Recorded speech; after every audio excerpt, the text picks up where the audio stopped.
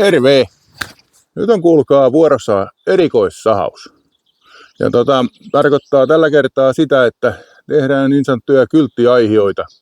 Olette varmasti kaiken maailman matkamuistomyymälöissä sun muissa niin nähneet semmosia koivupohjaisia kylttejä, missä lukee puusee taikka sauna taikka jotain muuta. Voi niissä olla joku mietelausekin. Ja että kuinka semmonen pohja tehdään. Ja kaikista pienimmistä koivusta, niin sehän tulee isolla pöytäsirkkelillä verraten helposti, mutta ne isot kylttipohjat, niin kyllähän se sirkkelisaha on siihen hyvä vehjä. Ja varsinkin kun on tommonen kova palaterä kiinni, niin tekee nätin jäljen. Ja tässä on erilaisia koivunrunkoja, eri vahvuisia. Ja sehän on mutkastahan sen saa helposti tehtyä. Mun mutkat on kyllä vähän sai turpaansa tuossa kaataessa. Mutta ei se mitään, nythän on lähinnä tekniikasta kysymys. Katsotaan vähän näitä puita ja annetaan näille moottorisahaa ja sitten pistetään iso terä pyörimään ja sahataan. Tässäkin näette, niin on tämmönen loiva mutka, niin tähän auttaa hirvittävästi tämän kyltin sahuuta. Mutta kyllä se tosta ihan suorastakin puusta onnistuu. Ja tässähän on tietysti, kun on tuossa isompaa mutkaa, niin siitähän se kyltti on aina helpompi tehdä. Ei muuta kuin se voi suoraan syöttää, niin tostahan se tulee. Tollain noin vinottain. No kohta näette kuinka se siitä irti.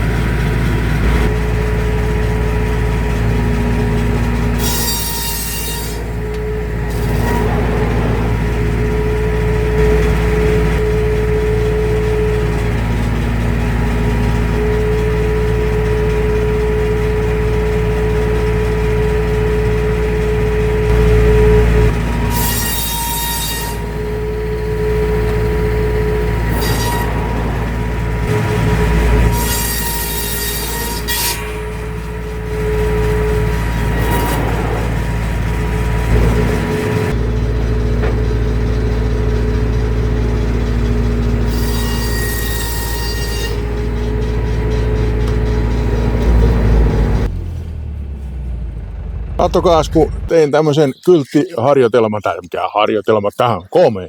Tää on vaan timpurin kynällä tehty, kun semmonen sattuu olemaan matkassa. Mutta katsos, jos tämän vaikka tekisi maalilla ja pensselillä, kirjoittaisi tämän tähän näin. Ja sitten tohon piirtäisi vähän sinivuokkoja ja tonne valkovuokkoja, niin ylää tulisi. Hieno!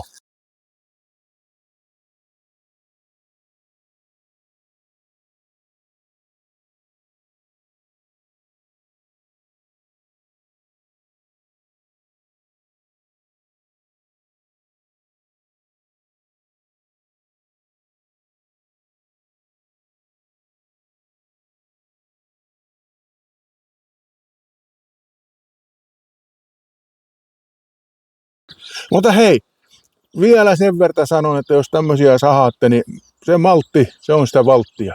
Mutta tämmönen sahu tällä kertaa ja ensi kerralla taas uudet kujet. Se on morjesta.